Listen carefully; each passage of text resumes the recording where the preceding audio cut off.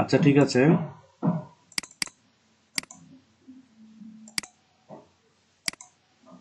প্রথমে এটা দিয়ে শুরু করি।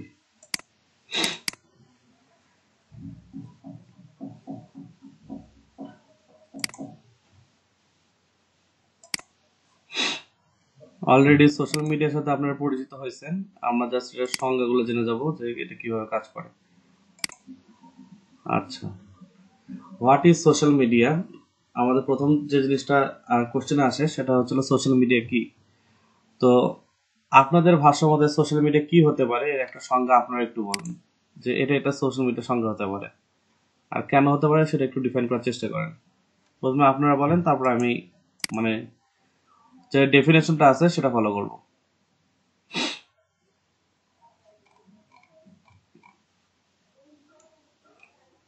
সোশ্যাল মিডিয়া কাকে বলে?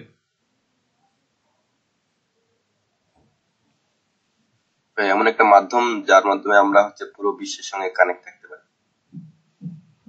আচ্ছা, অন্য কেউ?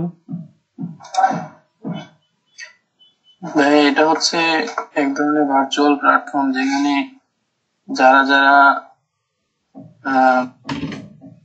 জয়েন করে তারা হচ্ছে নিজেদের মধ্যে একটা কানেকশন বিল্ড আপ করতে পারে, এবং এই তো সামাজিক যোগাযোগের জন্যই। আচ্ছা ঠিক আছে, দুইজনের সঙ্গে ঠিক আছে। তো আমরা একটু মুভ করি যে সোশ্যাল মিডিয়াটা আসলে কি। এটা যে বুকিশ ডেফিনেশন বা বইয়ের যে সংজ্ঞা সেটা বলতেছে সফটওয়্যার টুলস যেটা আমাদেরকে অ্যালাউ করে একটা ধরনের একটা ক্যাটাগরি অফ ভার্চুয়াল প্লেসেস, অর্থাৎ একটা ভার্চুয়াল প্লেস তৈরি করতে সাহায্য করে যেখানে মানুষ তাদের অপিনিয়ন, তাদের দৃষ্টিভঙ্গি, তাদের অভিজ্ঞতা, তাদের পার্সপেক্টিভ আর হচ্ছিল পিয়ার টু পিয়ার কনভারসেশন। মানে হচ্ছিল পিয়ার টু পিয়ার বলতে যেটা বোঝানো হয়েছে সেটা হচ্ছিল এই পার থেকে ওই পার, অর্থাৎ বিন্দু থেকে এক বিন্দু থেকে আরেক বিন্দু, এটাকে বলে পিয়ার টু পিয়ার। আমাদের যেটা আমরা প্রথম দিন বলছিলাম যে সোশ্যাল মিডিয়া আসার আগে আমরা ডাকের ইউজ করতাম, অর্থাৎ হচ্ছিল মেইল বক্স যেটাকে বলে আর কি। আমাদের পোস্টম্যান আসতো, চিঠি নিত এবং চলে যেত। এখানে কমিউনিকেশন যে সিস্টেমটা সেটা অনেকটা লং প্রসিডিউর থাকতো। তো সেই জিনিসটা এখন ক্লিন হয়ে গেছে। এখন আমরা চাইলেই অপর প্রান্তের একটা লোকের সাথে খুব ইজিতেই কমিউনিকেট করতে পারেন, এর জন্য কোনো মাধ্যমের প্রয়োজন পড়ে না বা কোনো দ্বিতীয় বা তৃতীয় ব্যক্তির প্রয়োজন পড়ে না। এই যে সিস্টেমটা, এই সিস্টেমটাকে বলা হয়েছে পিয়ার টু পিয়ার কনভারসেশন। আচ্ছা, আর পিপল এখানে তাদের কোন একটা বিষয় ঘটলো সেটা নিয়ে তাদের একটা মতামত প্রকাশ করতে পারতেছে, তারপরে তাদের দৃষ্টিভঙ্গি, তারপরে তাদের হলো মানে পার্সপেক্টিভটা, তারপরে হলো তাদের অভিজ্ঞতা, এগুলো যেগুলো বিষয় তারা অনলাইনে শেয়ার করতে পারছে। তো এটাই হলো যে একটা ভার্চুয়াল প্লেস যেখানে একজন মানুষ আরেকজন মানুষের সাথে কোনো প্রকার সহযোগিতা ছাড়াই যোগাযোগ করতে পারে এবং তাদের মানে কি বলবো ভিতরের যেই অংশগুলো আছে, তাদের অভিজ্ঞতা, তাদের দৃষ্টিভঙ্গি, এই অংশগুলো শেয়ার করতে পারে। তো এটাই হলো সোশ্যাল মিডিয়া বা একটা ভার্চুয়াল প্লেসের একটা সুবিধা। আচ্ছা, এখন এটা দ্বিতীয় একটা সংজ্ঞা বা দ্বিতীয় একটা অংশ বলা আছে, it is used something based on user participation, অর্থাৎ মানুষের পার্টিসিপেশনের উপর নির্ভর করে বা ইউজারের পার্টিসিপেশনের উপর নির্ভর করে অ্যান্ড ইউজার জেনারেটেড কন্টেন্ট, এবং ইউজাররা যে সকল কন্টেন্ট প্রোভাইড করে। অর্থাৎ এখানে দুটো টার্ম একটু আমরা যদি খেয়াল করি যে ইউজার জেনারেটেড কন্টেন্ট একটা, আরেকটা হচ্ছিল কি ইউজার পার্টিসিপেশন। অর্থাৎ এটা দুটো জিনিসের উপর ভিত্তি করে গঠিত। এক, এখানে যারা পার্টিসিপেট করছেন, অর্থাৎ আপনাদের এলইডিতে আসছেন, আপনাদের জন্য কিন্তু এলইডিবির এই প্রজেক্টটা মেইনলি আপনারা পার্টিসিপেট করছেন দেখে কিন্তু এলইডিবি এরকম একটা প্রজেক্ট নিতে পারছে। আর যেটা দ্বিতীয় অংশ যেটা বলছে যে ইউজার জেনারেটেড কন্টেন্ট, মানে হচ্ছিল যে আমাদের যে সবকিছু সব কিন্তু কিন্তু কি আপনাদের এই কাজগুলো, দৈনিক যে কাজগুলো দেওয়া হচ্ছে, তারপর আপনার ফাইবারে যেরকম অ্যাক্টিভিটিস দিচ্ছেন, এই সবগুলো অ্যাক্টিভিটিস এর উপরে কিন্তু কি আপনাদের একটা মার্কিং বা একটা মূল্যায়ন করা হচ্ছে। ঠিক ওই রকমই যে মার্কেট প্লেসে আপনি আসলেন, ইনস্টাগ্রাম বা ফেসবুকে আসলেন, আসার পরে আপনি যে পোস্টটা করতেছেন, এই পোস্টগুলো বা এই কন্টেন্টগুলো বা একটা ছবি যদি দেন সেগুলোর উপর নির্ভর করে দিয়ে এই একটা প্ল্যাটফর্ম দাঁড়ায় আছে। তো এটাই হচ্ছে বিষয় যে ইউজার যে ধরনের কন্টেন্ট গুলো শেয়ার করে বা ইউজারদের যে পার্টিসিপেশন থাকে এটার উপর নির্ভর করে এই জিনিসটা নির্ভরশীল। আচ্ছা, তো এখানে কিছু সোশ্যাল নেটওয়ার্কিং সাইটস এর পরিচিত দেওয়া আছে। তা প্রথমটা হচ্ছিল লিঙ্কডইন, দ্বিতীয়টা হচ্ছিল ফেসবুক, তারপর হচ্ছিল Twitter and other sites presently centred on user interaction. এই তিনটা হচ্ছিল এমন তিনটা সাইট যেটা মানুষের মানে আলোচনার টপিকস থাকে। এছাড়া আরো সাইট থাকতে পারে যেগুলো নিয়ে মানুষ মানে ইন্টারাক্ট করে বা যেগুলো মানুষ ইউজ করে। ওকে, তো আমরা একটু এদের সাথে একটু ওয়ান বাই ওয়ান পরিচিত হই। প্রথমে আসে লিঙ্কডইন। লিঙ্কডইনের যে বিষয়টা, এটার হেডকোয়ার্টার হচ্ছে হলো মাউন্টেন ভিউ, ক্যালিফোর্নিয়াতে। এটা 2003 সালে এটার মানে ফাউন্ড করা হয়, অর্থাৎ হচ্ছিল এটার স্থাপনা করা হয়। আর এটা হচ্ছে হলো এর মান্থলি 310 মিলিয়ন ইউজার এটা মান্থলি ইউজ করে থাকে। আচ্ছা, আর লিঙ্কডইনের ক্ষেত্রে যে বিষয়টা থাকে সেটা হচ্ছে এটা একটা প্রফেশনাল নেটওয়ার্কিং সাইট। অর্থাৎ এখানে সবার একটাই উদ্দেশ্য, সেটা হচ্ছে প্রফেশনালিজম বা প্রফেশনালিজমকে ধরে রাখার একটা চেষ্টা। আর এখানে ওই প্রফেশনাল উপর বেস করে নেটওয়ার্ক তৈরি করা। আচ্ছা, আর এটাতে কি করে, that's allow its member to create business connection, search for jobs and find potential clients. যেটা আমরা বললাম যে এখানে একটা প্রফেশন এবং প্রফেশনের সাথে প্রফেশনকে কেন্দ্র করে অন্যান্য ধরনের যেই অংশগুলো আছে ভিত্তি তৈরি হয় এর প্রফেশনকে নেই। আর এখানে আমরা কি করতে পারি, বিজনেস কানেকশন তৈরি করতে পারি, জব খুঁজতে পারি এবং পটেনশিয়াল ক্লায়েন্ট খুঁজতে পারি। তাহলে লিঙ্কডইনের যে বিষয়টা থাকতেছে, লিঙ্কডইন কি, লিঙ্কডইনে একজন মানুষ আরেকজন মানুষের লিঙ্কডইনে কিসের মাধ্যমে যুক্ত হয়, কানেকশন নাকি ফ্রেন্ড রিকোয়েস্ট না কিসের মাধ্যমে, নাকি কানেকশন। কানেকশন। হ্যাঁ, এই জিনিসটা একটু মাথায় রাখবেন। কোনটাতে কিভাবে অ্যাড হয় এটা একটু মাথায় রাখবেন। অনেকে এটা একটু মানে সংজ্ঞায়িত করতে ভুলে যায় বা। আচ্ছা, भैया फर्स्ट एंड सेकंड কি দেখালেন আমরা রাইটে চলে গেছি। আচ্ছা, প্রথমে ছিল হচ্ছে সোশ্যাল মিডিয়ার সংজ্ঞা, দ্বিতীয় অংশটা হচ্ছে হলো যে মানে লিঙ্কডইন কি, লিঙ্কডইনের হালকা একটু পরিচয় দেওয়া, এন্ড ফেসবুকে মুভ করতেছি। ওকে, আচ্ছা, তারপর যে প্ল্যাটফর্মের নাম আসতেছে এটার নাম হচ্ছে ফেসবুক। আচ্ছা, ফেসবুক হচ্ছে হলো মেনলো পার্ক, ক্যালিফোর্নিয়াতে অবস্থিত। এটা 2004 সালে এটা ফাউন্ডেড অন 2004। আর মান্থলি এর অ্যাক্টিভ ইউজার মানে প্রতি মাসে এখানে অ্যাক্টিভ যে ইউজাররা থাকে তাদের সংখ্যা ছিল 2.45 বিলিয়ন। মিলিয়ন বিলিয়নের হিসাব আমার কাছে জানা নেই বা ক্যাচ করতে পারি না অনেকটা। এটা হচ্ছিল 245 কোটি হয়তো বা এরকম, বা 24.5 লাখ এরকম কোন একটা হিসেবের ভিতরে একটা পড়বে। 245 কোটি। আচ্ছা, কারণ ওয়ার্ল্ডের জনসংখ্যা 700 কোটি। হ্যাঁ, কারণ 10 কোটিতে সম্ভবত 1 বিলিয়ন হয় মনে হয়, আর 10 লাখে 1 মিলিয়ন। কোটিতে 1 বিলিয়ন হয়। জি, 100 কোটিতে 1 বিলিয়ন হয়। 100 কোটিতে 1 বিলিয়ন। আচ্ছা, ওকে। তারপর যে বিষয়টা আসে সেটা হচ্ছে Facebook owns the largest social media site in the world. এটা তো সবাই জানি আমরা যে ফেসবুক পৃথিবীর সবচাইতে বড় বড় মানে যতগুলো সোশ্যাল মিডিয়া আছে তার ভিতরে সবচাইতে লার্জেস্ট।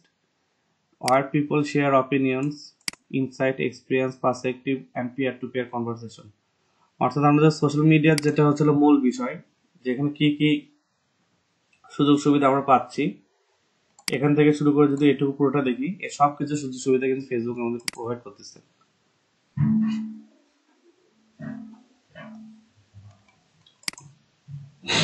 তারপর আছে হলো টুইটার।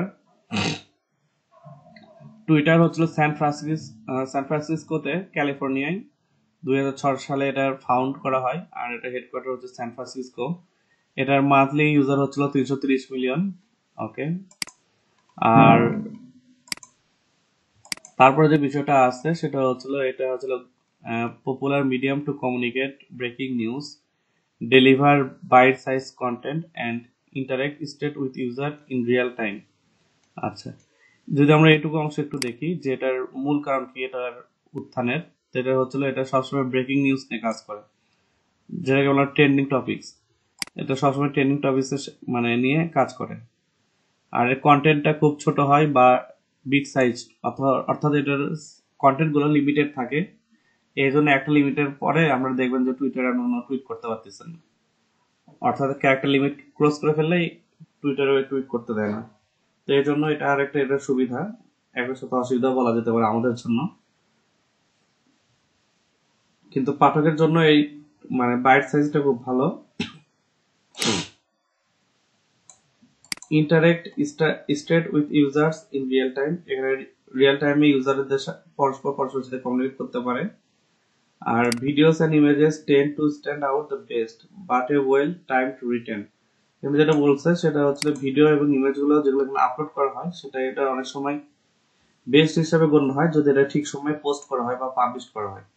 আচ্ছা, Tweet still works wonder if hopping or trending topics and they particularly reach. আর যদি টুইট কোনো একটা ট্রেন্ডিং টপিক্স এর উপর না হয় তাহলে সেটা খুব ভালো মতো মানে সারা জোগায়। এইটুকু হচ্ছে টুইটারে একটা বেসিক মানে ডেফিনেশন বা কিভাবে কমিউনিকেশন করে। পরবর্তী যে মিডিয়ামটার নাম আসছে সেটা হচ্ছে ইউটিউব। এটা হচ্ছে স্যান ম্যাটিও, ক্যালিফোর্নিয়া। আর ম্যাক্সিমাম দেখতেছি ক্যালিফোর্নিয়াতে। আমাদের যে মেইন চারটা সোশ্যাল প্ল্যাটফর্ম আছে সে চারটাই ক্যালিফোর্নিয়াতে। এটা হচ্ছে 2005 সালে এটার মানে ফাউন্ডেড হয়, অর্থাৎ 2005 সালে এটা আবিষ্কার করা হয় বা ওটা কি বলে তৈরি করা হয়। আর এর মান্থলি ইউজার হচ্ছিল 2 বিলিয়ন। যদি আমরা একটু ফেসবুকে দেখি, ফেসবুকে 2.45, তারপরে যে জায়গাটা সেটা হচ্ছিল 2.2 বিলিয়ন। আর এখানে অন্য ধরনের সব ধরনের কন্টেন্টই এখন প্রায় পাবলিশ করা যায়, ফেসবুকে পোস্টের মতো পোস্ট করা যায়, ফটো আপলোড করা যায়। কিন্তু এটা একটা ভিন্ন একটা পরিচয় ধরে রাখছে ভিডিও কন্টেন্টের জন্য, যে the video content only works best on YouTube. যা আমরা জানি ইউটিউব ভিডিও কন্টেন্টের জন্য পপুলার। আর both long form and short form video content work very well on this platform. আর এইখানে কোনো মানে লিমিটেড নাই যে আপনি এতটুকু ভিডিও রাখতে পারবেন বা এতটুকু ভিডিও রাখতে পারবেন। যে কোনো ফর্মের ভিডিও আপনি রাখতে পারবেন, দুটাই ভালো মতো এখানে কাজ করবে। তাহলে আমাদের যে বড় বড় চারটা প্ল্যাটফর্ম গুলো আছে সেগুলোর সাথে আমরা পরিচয় হলাম। আচ্ছা, রাকিব সরকার, এখানে আমি একটা মিস্টেক করছি, সেই মিস্টেকটা কি একটু বলেন তো রাকিব সরকার।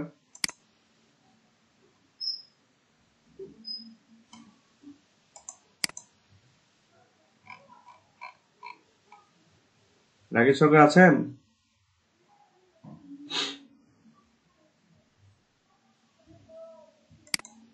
আচ্ছা, কোথায় ভাইয়া একটু দেখি। এই যে এখানে মিস্টেক বলে ভুল হবে, একটা ব্যাড প্র্যাকটিস করছি, সেটা কি বলেন? কালারিং করা। হ্যাঁ, কালারিং করা।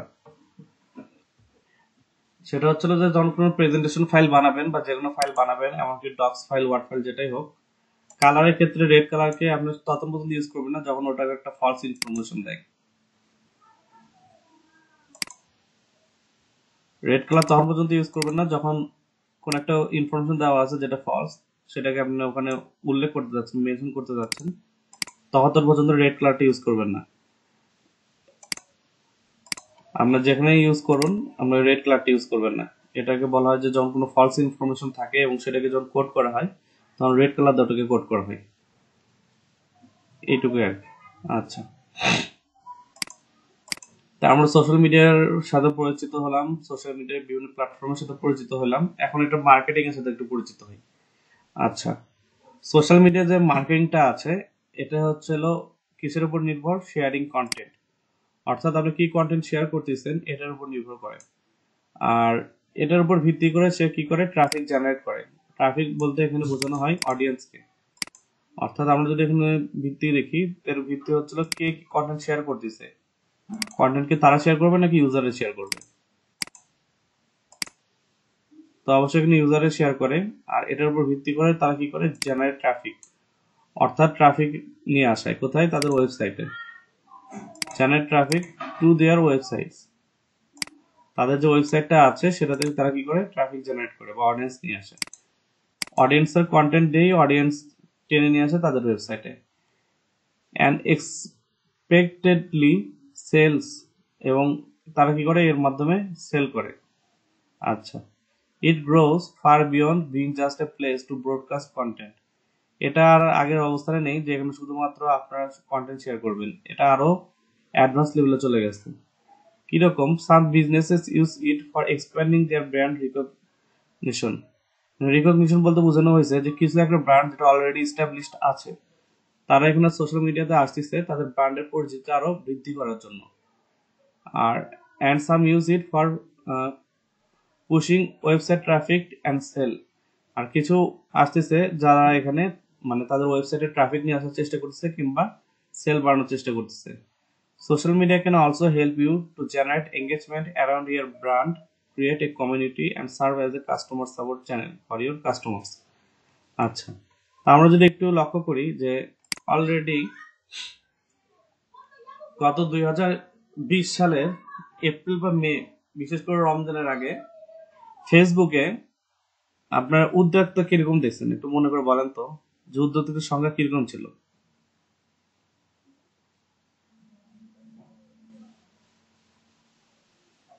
হ্যালো, আরেকবার। গত বছরে ঠিক ঈদের আগ দিয়ে মানে 2019-এর তুলনায় 2020-এ উদ্যোক্তার সংখ্যা কিরকম ছিল ফেসবুকে, সোশ্যাল মিডিয়াতে? নাই। একটা যে অনেক কম ছিল স্যার।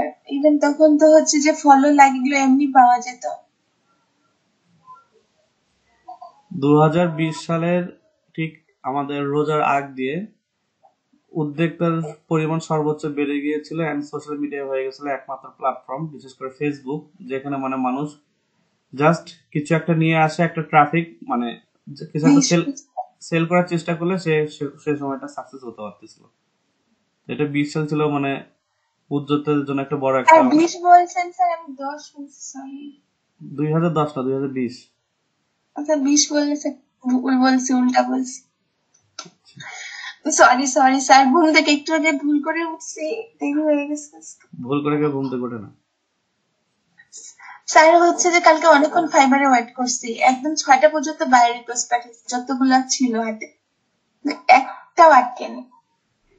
এখন আটকাবে না, কালকে আটকাবে, রাতে আটকাবে, হুট করে একসময় আটকে যাবে, সমস্যা নেই, চেষ্টা করতে থাকুন। জি স্যার। তো এটা যেটা বলতেছিলাম যে 2020 সালে দেখবেন যে এখানে উদ্যোক্তাটা খুব বেড়ে গেছে, উদ্যোক্তার সংখ্যা বেড়ে গেছে। আর গত বছরের উদ্যোক্তা যেটা বেড়ে গেছে সেটা ভালো একটা মানে খুব ভালো একটা দিক, যে বাংলাদেশের মানুষরা সোশ্যাল মিডিয়ার উপর নির্ভর করে নিজেদের একটা প্ল্যাটফর্ম তৈরি করতে পারতেছে, যেটা আমি নিচের অংশটা বললাম আর কি, যে উদ্যোক্তারা এখানে ট্রাফিক নিতে পারতেছে এবং এখানে সেলও করতে পারতেছে। তো এটা একটা হিউজ একটা মনে করেন কি বলবো, আমাদের বাংলাদেশের জন্য একটা অপরচুনিটি গত বছর ছিল। আর শুধু এটা বাংলাদেশে না, পুরো বিশ্বের ক্ষেত্রে। আর দ্বিতীয় যে বিষয়টা সেটা হচ্ছে অলরেডি অনেক সাইট ইস্টাবলিশ ছিল, তারাও কি দেখা গেছে যে ফেসবুকে বা অন্যান্য সোশ্যাল মিডিয়াতে চলে আসছে। এর কারণটা কি? Brand recognition. যেরকম হচ্ছে হলো বাটা, এক নামে কিন্তু বাটাকে সবাই চেনে যে হ্যাঁ বাটা নামে একটা কোম্পানি আছে, আর বাটা কোম্পানি বলতে মানুষের চোখে একটা মানে একটা জুতার বা একটা স্যান্ডেলের চেহারা ভেসে উঠবে আর কি। এই যে একটা বিষয়টা, এটা বাটার অলরেডি আছে, তারপরেও তারা কি সোশ্যাল মিডিয়া মার্কেটিং এ আসতেছে, কারণ কি এটা ফিউচার। যদি এরা এখানে না আসে তাহলে এরা মানে যুগের থেকে ছিটকে পড়বে বা পিছিয়ে পড়বে। তো এই জিনিসটা বোঝানো হয়েছে যে সোশ্যাল মিডিয়া মার্কেটিং এর প্রয়োজনীয়তা এন্ড এটা কিভাবে কাজ করে, এন্ড কিভাবে কাজ করে সেটা এখানে একটু আরেকটু ডিটেলসে বলা হয়েছে যে social media can also help you generate engagement. অর্থাৎ এখানে এঙ্গেজমেন্ট বাড়ানোর জন্য অ্যারাউন্ড ইউর ব্র্যান্ড, আপনার ব্র্যান্ডের উপর ভিত্তি করে আপনি এখানে মানুষজনকে অ্যাটাক করে নিয়ে আসার পর একটা এঙ্গেজমেন্ট বাড়ানো। এঙ্গেজমেন্ট হচ্ছে হলো যে মানে কানেক্টেড করানো আর কি। ক্রিয়েট এ কমিউনিটি, একটা কমিউনিটি তৈরি করা and serve a customer support. আর এখানে আপনারা কি করবেন, সর্বশেষে কাস্টমার যে সাপোর্টটা সেটা প্রোভাইড করবেন। এই সব কিছু মিলে কি আপনার সোশ্যাল মিডিয়া মার্কেটিংটা নির্ভর। আচ্ছা, the 5 core pillars of social media marketing. আচ্ছা, এই সেন্টেন্সে আমি একটা ভুল করছি, সেটা কি কেউ একটু বলেন তো?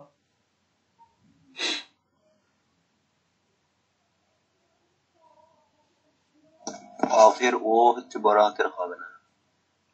রাইট।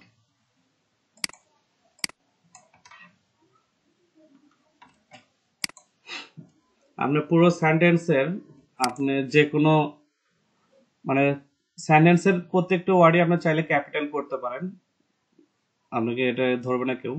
কিন্তু প্রিপজিশনের প্রথম অক্ষরটা কখনো মানে বড় হাতের হয় না, এটা মানে একটু মাথায় রাখলে না। ওকে, তো সোশ্যাল মিডিয়া মার্কেটিং এ 5টা পিলার আছে, সেই পিলার গুলোর সাথে একটু পরিচয় হই আমরা। প্রথমটা হচ্ছিল স্ট্র্যাটেজি, মানে হচ্ছিল কোনো কিছুর মানে একটা সিদ্ধান্ত নেওয়া এবং সেটা কিভাবে সাকসেস করবেন সেটা সবকিছুর একটা রোড ম্যাপ। তারপর প্রত্যেকটা স্টেপকে ছোট ছোট ভাগে ভাগ করা এবং প্রত্যেকটা ভাগকে প্ল্যানিং এ রূপান্তর করা, যে এই প্ল্যানিং অনুযায়ী এই ভাগটা আমরা পাবলিশ করব।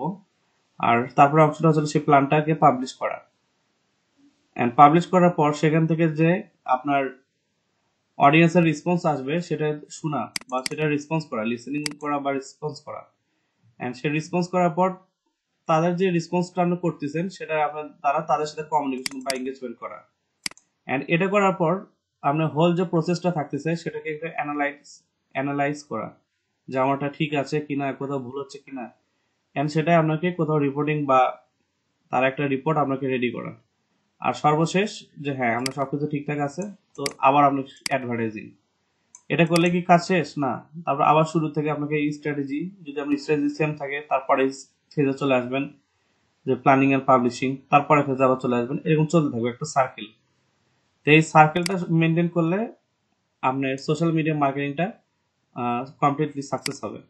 যেরকম গত ক্লাসে আমরা আমাদের একজন বড় ভাইয়ের একটা প্ল্যানিং শুনলাম, যে তিনি প্রথমে একটা স্ট্র্যাটেজি রেডি করছেন যে মানে বিজনেস করবেন, সেটা হচ্ছিল রাজশাহীর যেই সরি ওটা কি বলে দিনাজপুরের যে লিচু, সেটা কিন্তু মানুষের একটা ডিমান্ড আছে মানুষের ভিতর। উনি সেই জিনিসটা কি প্রথমে কালেক্ট করবেন, তারপর কিভাবে কি করবেন সবকিছু স্ট্র্যাটেজি তিনি কিন্তু আগে রেডি করছেন। অ্যান্ড যদি আমরা ধরি যে তিনি 1 বাই 1 একটা দোকান বা একটা বাগানকে রেডি করবে, অ্যান্ড ওখান থেকে আমাদের যে সোর্স ম্যাটেরিয়াল সেটা কালেক্ট করবে, করার পর তিনি যে কালেক্ট করছে সেটা সে মার্কেট প্লেসে জানাবে বা পাবলিশ করবে। অ্যান্ড এটার উপর যে আমাদের যে অডিয়েন্স বা থাকবে, ওনার যে অডিয়েন্সরা থাকবে সেটা কিছু না কিছু রেসপন্স করবে। আর উনি ছিল সবকিছু মনোযোগ দিয়ে শুনবেন এবং খুঁজে বের করবেন তাদের চাহিদা কি, ডিমান্ড কি, তারা আরো কিছু চাচ্ছে এটার পাশাপাশি সেগুলো খুঁজে বের করার চেষ্টা করবেন এবং তাদের সাথে কমিউনিকেশন করবেন।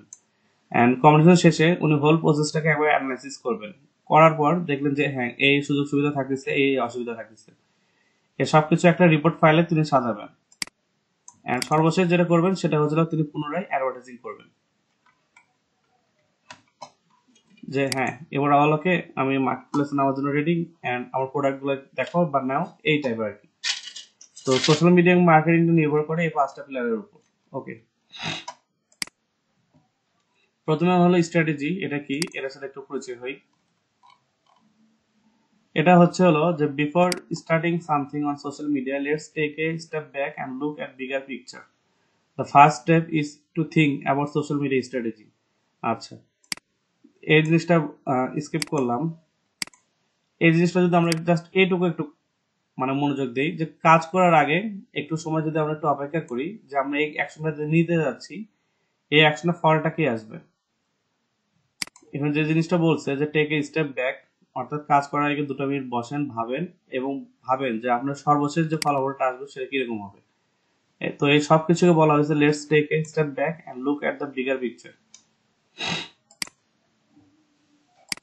আর এই বিগার পিকচার না যে ভাবতেছেন, এই ভাবাটা বা কিভাবে আগাবেন, এই সবকিছু মিলেই হচ্ছে আমরা স্ট্র্যাটেজি।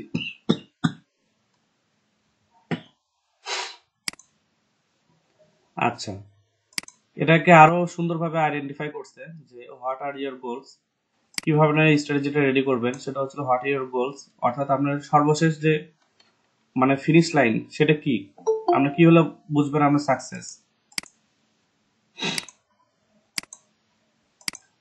অর্থাৎ আপনি একটা বিজনেস করতেছেন বা যেটাই করতেছেন তার একটা ফিনিশিং লাইন থাকা দরকার, একটা ডেডলাইন বা একটা অংশ থাকা দরকার যেখানে পৌঁছালে আপনি বুঝবেন যে আপনার গোলটা অ্যাচিভমেন্ট হয়েছে। আপনি সারাদিন কাজ করে যাচ্ছেন কিন্তু জীবনে গোল আপনি ফিক্স করতেছেন না, এই ক্ষেত্রে আপনার পরিশ্রমটা সবসময় পরিশ্রম করে যাচ্ছেন কিন্তু আপনি বুঝবেন না যে আপনি কিছু আউটপুট পাচ্ছেন কিনা। তো আপনাকে গোল নির্ভর করতে হবে, গোলটাকে অ্যাচিভ করতে হবে, তারপর আবার আরেকটা গোল দিতে হবে। তো এটা বোঝানো হয়েছে যে স্ট্র্যাটেজিটা এভাবেই সাজানো হয়। তারপরে যে বিষয়টা বলা হয়েছে সেটা হচ্ছিল যে social media help you how can social media help you achieve your goals. আচ্ছা, তারপর যে প্ল্যানিংটা করতে হবে যে সোশ্যাল মিডিয়াতে আমি ইউজ করতেছি, ঠিক আছে, এখানে আমাকে এটা কিভাবে হেল্প করবে, আমার কি কি করতে হবে, কি কি অ্যাকশন নিতে হবে, সবকিছু প্ল্যানিং করে নিতে হবে। তারপর যে কোশ্চেনটা এখানে বলা হয়েছে সেটা হচ্ছে which social media platform do you want to focus on and why. Social media platform তো অনেক কটাই আছে, তার ভিতর আপনি কোন প্ল্যাটফর্মটা ইউজ করবেন সেটাকে আপনাকে আইডেন্টিফাই করতে হবে যে হ্যাঁ আমি এই প্ল্যাটফর্মটা ইউজ করতেছি, এন্ড তারপর আপনাকে সেটাতে ফোকাস করে নেওয়ার পর সেটা আপনাকে বলতে হবে যে কেন কেন আমি এটা ইউজ করতেছি, এই কারণগুলো আপনাকে বের করে নিতে হবে। আপনি এখন জব রিলেটেড কোনো একটা মানে কাজের জন্য আপনার গোলটা হচ্ছিল জব, মার্কেটিং বাদ দিলাম, আপনার গোলটা হচ্ছিল জব, এন্ড আপনি চাচ্ছেন যে আপনি একটা ভালো একটা মাল্টিন্যাশনাল কোম্পানিতে চাকরি পান। তো এই জন্য আপনাকে কোন সোশ্যাল মিডিয়া প্ল্যাটফর্মটা ইউজ করা উচিত বা বেটার বলে আমার মনে হয়?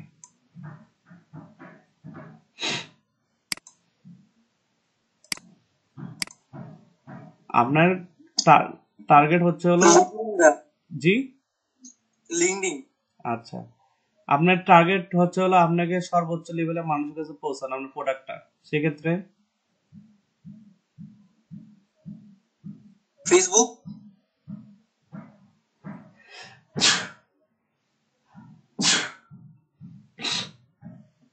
জি ভাইয়া ফেসবুক। আর যদি আমি চাই যে আমার অপিনিয়নটা হাজার হাজার মানুষের কাছে পৌঁছাক, আমার অপিনিয়ন যখন আমার প্রোডাক্ট হবে, সেক্ষেত্রে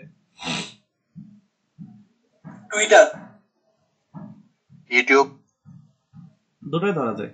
তা আপনার প্রোডাক্টটা কি, প্রোডাক্টটা কিভাবে আপনার প্রোডাক্টের মার্কেটিংটা কিভাবে করবেন, কোন সোশ্যাল মিডিয়া আপনার এখানে ইনফ্লুয়েন্স করবে, কেন করবে, এই জিনিসগুলো আপনাকে ফাইন্ড আউট করে নিতে হবে। আপনি চাচ্ছেন যে আমি মানে কোনো কিছু সেল করব, সেই ক্ষেত্রে আমি দেখতে হবে যে মানুষ কোনখানে সবচেয়ে বেশি সময় দেয়। হ্যাঁ ফেসবুকে সময় দেয়, ঠিক আছে, আমার প্ল্যাটফর্ম রেডি, আমি কিভাবে এখানে মার্কেটিংটা করব। আমাকে প্রথমে একটা পেজ খুলতে হবে, পেজ খোলার পর আমার প্রোডাক্টের বিভিন্ন গুণাগুণ করে ডিসকাস করতে হবে বা অ্যাডভার্টাইজিং করতে হবে। সেই অ্যাডভার্টাইজিং এর পর মানুষের রেসপন্স কি আসতেছে সেটা আমাকে দেখতে হবে, দেখার পর আমার মাথায় রাখতে হবে যে হ্যাঁ মানুষের রেসপন্স করতেছে, তো এটা আমরা এইভাবে কাজটা আগে যেতে পারি। আচ্ছা, আমি একটা সিনারিও একটু পরে ডিসকাস করতেছি যে সোশ্যাল মিডিয়া মার্কেটিং বা যে কোনো মার্কেটিং স্ট্র্যাটেজিটা কিভাবে কাজ করে। আচ্ছা, 4 নম্বর যেটা বলা হয়েছে সেটা হচ্ছে what type of content do you want to share. আপনাকে কন্টেন্টের বিষয়টাও মাথায় রাখতে হবে। আপনি ভিডিও কন্টেন্ট শেয়ার করতেছেন, ওকে ঠিক আছে, সমস্যা নেই, টুইটারে করতে পারেন, ফেসবুকে করতে পারেন, কিন্তু ইউটিউবে করতে পারেন। কিন্তু মানুষ যখন কোনো একটা প্ল্যাটফর্মে ঢোকে তার কিন্তু একটা ইন্টেনশন নিয়েই ঢোকে। যেরকম আমরা ফেসবুক বা মেসেঞ্জারে ঢুকি যে কনভারসেশন বা বিনোদনের জন্য বা এন্টারটেইনমেন্টের জন্য, ঠিক আছে, এই প্ল্যাটফর্মে এটা কাজ করানো যেতে পারে। ভিডিও দেখা যাচ্ছে ফেসবুকে কেউ অতটা দেখে না, তাহলে ইউটিউবে দেখে, বা ফেসবুক ওয়াচও এখন আস্তে আস্তে ভিউ বাড়তেছে, ওটা এখন বলাটা ভুল হবে। টুইটারে মানুষ ওইভাবে ঢোকে না, টুইটার বা লিঙ্কডিনে ভিডিও দেখার জন্য ঢোকে না। তো ইউটিউব প্ল্যাটফর্মটা যদি আপনি ভিডিও কন্টেন্ট যদি আপনার হয় প্রোডাক্ট, তো সেক্ষেত্রে আপনি ইউটিউবে মুভ করতে হবে, ফেসবুক ওয়াচে মুভ করতে হবে। তো এই জিনিসটা হচ্ছে বিষয় যে আপনার কন্টেন্ট বিষয়ে আপনাকে সচেতন থাকতে হবে যে হ্যাঁ এটা আমার কন্টেন্ট। তারপর যে বিষয়টা আসতেছে সেটা হচ্ছে what type of content will attract your target audience best. তা আমি যেটা বললাম যে আমার ভিডিও ফেসবুকে মানুষ দেখতেছে, ইউটিউবে মানুষ দেখতেছে, কোনখানে বেশি আমার অডিয়েন্স আসতেছে বা কোনখানে অডিয়েন্স আমার বেশি আসে, সেই জিনিসটা আমাকে খুঁজে বের করতে হবে। তো এই সবকিছু মিলেই হচ্ছে আপনার মানে সোশ্যাল মিডিয়া মার্কেটিং এর কিছু কোশ্চেন এন্ড অ্যান্সার, যেটা দ্বারা আপনারা বুঝতে পারবেন যে আপনার কিভাবে স্ট্র্যাটেজিটা সাজানো উচিত। আচ্ছা, তো আমি এখন একটা সিনারিও বলি। সিনারিও হচ্ছিল দুজন বিজনেস পার্সন, দুজনে শীত সময় গেল গত এবার। আচ্ছা, শীতের যে বিষয়টা গেল যে দুইজনে বিজনেস করেন, এন্ড শীতের সময় আপনার কিন্তু খেজুরের গুড়ে একটা কিন্তু ডিমান্ড থাকে। খেয়াল করছেন কি যে মানে গ্রাম বাংলা যে পিঠার বা পিঠাপুলি যে উৎসবটা হয় সব কিন্তু খেজুরের গুড় নির্ভর। আর শহরের এলাকাগুলোতে এখন মানে খেজুরের গুড়ের যে বিষয়টা সেটা হচ্ছে হলো যে ভেজালের একটা বিশ্বাসতা বা এরকম একটা জিনিস কাজ করে, যে জিনিসটা ভেজাল হতে পারে, এটা হতে পারে, সেটা হতে পারে, আর অনেক কিছু কাজ করে। তো আপনি একজন উদ্যোক্তা, তা আপনি ভাবলেন যে হ্যাঁ এই শীতটাই আমি একটা জিনিস চেষ্টা করব, সেটা হচ্ছে খাঁটি খেজুরের গুড় সব চাইতে কম দামে আমি মানুষ পর্যন্ত পৌঁছাবো। আপনার বন্ধু একই রকম, কিন্তু এক্ষেত্রে আমরা দুজন দুজনের প্রতিদ্বন্দ্বী। আচ্ছা, ফজলে রাব্বি ভাই একটু রেসপন্স করবেন? জি ভাই, আসিফ বলেন। আচ্ছা, তা আপনিও এরকম একটা প্ল্যানিং রেডি করলেন, আর অন্যদিকে আপনার বন্ধু একই প্ল্যানিং রেডি করলো যে দুইজনে চাচ্ছি যে গুড়ের ব্যবসা করি, খেজুরের গুড়, এটা একটা ডিমান্ড আছে। এন্ড দুইজনে প্ল্যাটফর্ম নেন, সেক্ষেত্রে কি নেবেন যে প্ল্যাটফর্মের মানুষকে বেশি রিচ করতে পারবেন? অবশ্যই ফেসবুক। আমি ফেসবুক আপনি ফেসবুক, দুইজনে ফেসবুকে আসলেন, দুইজনে পেজ করলেন, পেজ অপটিমাইজ করলেন। ওকে, সময়টা মনে করেন অক্টোবর মাস, আর খেজুরের গুড়ের মানে যেটা হচ্ছে অর্গানিক বা বেস্ট যে ফলাফলটা পাওয়া যায় ওটা হচ্ছে নভেম্বরের দিকে সম্ভবত। তো দুই বন্ধু প্ল্যানিং করে অক্টোবর থেকে কাজ শুরু করে দিলেন। আপনার কাছে অক্টোবরে প্রোডাক্ট নাই, আর আপনি মনে করেন বাজার থেকে খেজুরের গুড় নিয়ে এসে সেল করতেছেন। এটা হচ্ছে পার্সন ওয়ান। আর পার্সন টু, সে কি করতেছে, সে খেজুর বিক্রি না করে সে সময়টা দিয়ে, সে সময়টা ওই বিক্রি করতেছে না। প্রথম বন্ধু পেজ খুললো, অক্টোবরে পেজ খুলেই অক্টোবরে যে খেজুরের গুড়গুলো যেটা পাওয়া যায়, সেটা একটু সমস্যা থাকলেও থাকতে পারে, বা প্রথম দিকে একটু সমস্যা থাকে, তো ওই জিনিসটাই তারা সেল করা শুরু করছে। আর দ্বিতীয় যে বন্ধু, সে সেল না করে সে কি করতেছে, গ্রামে গেল। গ্রামে যাওয়ার পর তার একটা বন্ধুকে খুঁজে, মানে বন্ধু বা দাদা বাড়ি বা নানি বাড়ি গেল, যাওয়ার পর ওখানে একটা জায়গা খুঁজে বের করলো যেখানে একজন মানুষ গাছে মানুষ কি করতেছে, খেজুরের রস বের করতেছে। আবার আরেকজন মানুষ সে খেজুরের রস থেকে মানে গুড় রেডি করতেছে। সে কি করলো, এগুলো সবকিছু ভিডিও করলো। করার পর সে ওয়ান বাই ওয়ান ক্লিপ গুলো ফেসবুকে ছাড়লো। অলরেডি সে মার্কেটিং এ নামেনি, আর ওখান থেকে প্রথম বন্ধু ইনকাম আসতেছে। এখন বলেন যে এক বন্ধু শুরু করে দিছে, সেটা হচ্ছিল সে অলরেডি প্রোডাক্ট দিয়ে সেল করা শুরু করছে, আর দ্বিতীয় বন্ধু সে প্রোডাক্ট সেল না করে সে প্রোডাক্ট রিলেভেন্ট ইনফরমেশন গুলো ফেসবুকে ছাড়া শুরু করছে। তো বছর শেষে কার প্রফিটটা বেশি হবে এবং কেন হবে? অবশ্যই দ্বিতীয় বন্ধুর হবে। কেননা হচ্ছে মানুষজন আসলে শেয়ারিং ব্যাপারটা বেশি চায় আর কি। আর অথেন্টিক জিনিসটা বেশি চায়। মানুষজন চোখের সামনে যখন অথেন্টিক সোর্স দেখে, সেটার প্রতি মানুষ বেশি আকৃষ্ট হয়। আর যেহেতু প্রথম বন্ধু হচ্ছে, যেহেতু মার্কেট থেকে মানে সোর্সিং করে দিচ্ছে, সেক্ষেত্রে প্রোডাক্টটা অত ভালো হবে না। আর যে নিবে গ্রাহক, সে অবশ্যই ব্যাপারটা বুঝতে হবে। এবং দ্বিতীয় যে ব্যাপারটা হবে, যে দ্বিতীয় জন যে ভিডিও করতেছে, এখন ভিডিও শেষে মানে সে নভেম্বরেই দিক, বাট সেটা অথেন্টিক হবে। হ্যাঁ, সব মানুষ সব মিলে দ্বিতীয়টার দিকে বেশি সাপোর্ট করবে, কারণ ওটা আরো বেশি অথেন্টিক একটা ব্যাপার সাপোর্ট করবে গ্রাহকদের দিকে। আর অলওয়েজ ভিডিও কন্টেন্ট যদি দেখা একটা বা অন্য একটা প্রোডাক্ট দিল, বাট সে যদি দ্বিতীয় জন যদি অথেন্টিক ভিডিও মানে ভিডিওটা যদি দেখানোর পর যদি সে প্রোডাক্টটাই পাঠায়, মানুষজন ওটা মানে খাওয়ার পর ওটা বুঝতে পারবে যে আসলে কোনটা ভালো। হ্যাঁ, দিন শেষে দেখা যাবে যে সে বছর না হোক, পরের বছর দেখবেন যে প্রথম বন্ধুর 100 টাকা ইনকাম না হলেও দ্বিতীয় বন্ধুর 10,000 টাকা ইনকাম ছাড়ে গেছে।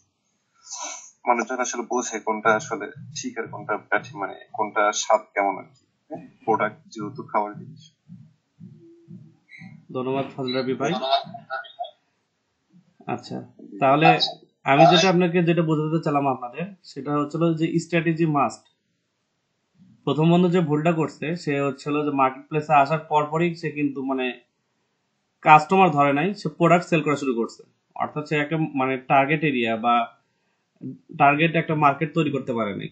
কিন্তু দ্বিতীয় বন্ধু সে আসার পরে প্রোডাক্ট সেল করে নাই, কিন্তু সে একটা স্ট্র্যাটেজি বিল্ড আপ করছে যে আমি যদি এইভাবে মানুষকে দেখাই, প্রোডাক্ট সে যেটাই সেল করুক, মানুষের একটা বিষয় বিষয় কি, মানুষ যেটা দেখে সেটা এখন সে কি খাচ্ছে না খাচ্ছে ওটা বিষয় না, কিন্তু সে যদি দেখা যায় এটা পিওর, মানুষ ওইদিকে মুভ করবে।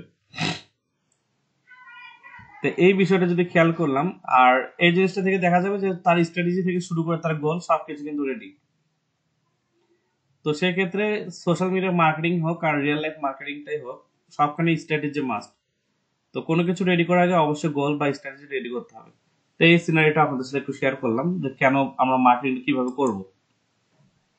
অর্থাৎ আমি যদি ওটা একটু সামারাইজ করার চেষ্টা করি হোল স্টোরিটা, তাহলে আপনাকে করতে হবে যে জিনিসটা, সেটা হলো যে প্রথমে দেখবেন যে আপনি কোন সময় আউটপুটটা আসবে। আউটপুটের আগে নিজেকে প্রিপেয়ার করে নিতে হবে। ওখান থেকে ভাবতে হবে যে আমার এখানে অনেকগুলো কম্পিটিটর আছে, তাদের থেকে আমাকে ছাপিয়ে যেতে হবে, বেস্ট হতে হবে। বেস্ট হওয়ার জন্য যে কাজটা সবচেয়ে দেন ভিডিও। মানুষ সময় কিন্তু আছেই, কোনো একটা জিনিস খাবে অলরেডি সে অ্যানালাইসিস করে কিন্তু এক জায়গায় সে ব্যয় করবে। সবার কিন্তু টাকার প্রতি একটা ভালোবাসা থাকে। তো এই বিষয়টা মাথায় রেখে সে কি করলো যে হ্যাঁ ঠিক আছে, আমি আপনাদেরকে ইনফরমেশন দিব, এই ইনফরমেশনটা এরকম, আমার মধুটা গুড় আমি এভাবে তৈরি করতেছি, একটা ভিডিও দিল। পরে গুড়টা সে যদি বাজার থেকেও সোর্সিং করে, মানুষ কিন্তু ওই প্রথম ভিডিও থেকেই তার একটা ইমপ্রেশন পাওয়া যাবে যে হ্যাঁ এই গুড় নিজে তৈরি করে পৌঁছায়। তো এইটা ছিল হলো বিষয়, যে কোনো কিছু করেন সবার আগে একটা স্ট্র্যাটেজি বিল্ড আপ করেন, করার পর আপনি ওখানে অডিয়েন্স সেট করেন, অডিয়েন্স সেট করার পর তাদের কাছে সেই প্রোডাক্টটা পৌঁছান। শুধু মার্কেটিং না, সোশ্যাল মিডিয়া মার্কেটিংটা এভাবে কাজ করে। আচ্ছা, অ্যাডভান্টেজ আর ডিসঅ্যাডভান্টেজ এটা নিয়ে এখন আমরা ডিসকাস করব। সেটা হচ্ছে হলো যে আপনি খুব সহজেই আপনার বাজারে একটা পজিশন দাঁড়ায় থাকে, দেখা যাচ্ছে আপনি কোনো একজন বিক্রেতা, ফল বিক্রেতা বা যে কোনো কিছু, আপনার বাজারে একটা পজিশনে দাঁড়ায় থাকে, আপনার যে পরিমাণ মানুষের সাথে ইন্টারাক্ট করতে পারবেন তার চাইতে 1000 গুণ বেশি বা 100 গুণ বেশি মানুষের সাথে আপনি ফেসবুক বা সোশ্যাল মিডিয়া ইউজ করে ইন্টারাক্ট করতে পারবেন। তো এটা হচ্ছে একটা অ্যাডভান্টেজ। দ্বিতীয় যে বিষয়টা সেটা হচ্ছে যে আপনি সোশ্যাল মিডিয়াতে আসলেন, আমরা একটা পেজ খোলার জন্য কিন্তু আমাদের টাকা পয়সা কেউ কিছু নিবে না। অর্থাৎ আপনার একটা পেজ খুলে যে বিজনেস করবেন সেটা কিন্তু ফ্রিতে বিজনেস করতে পারতেছেন, এটা একটা বিষয়। দ্বিতীয়ত আপনি পোস্ট করার পর, আচ্ছা আমাদের স্যার কি আমাদেরকে মানে ফেসবুকে কোনো পোস্ট করার পর অডিয়েন্সরা কিরকম সে পোস্টে রিয়াক্ট করতেছে বা রেসপন্স করতেছে সেটা কি দেখাইছিল?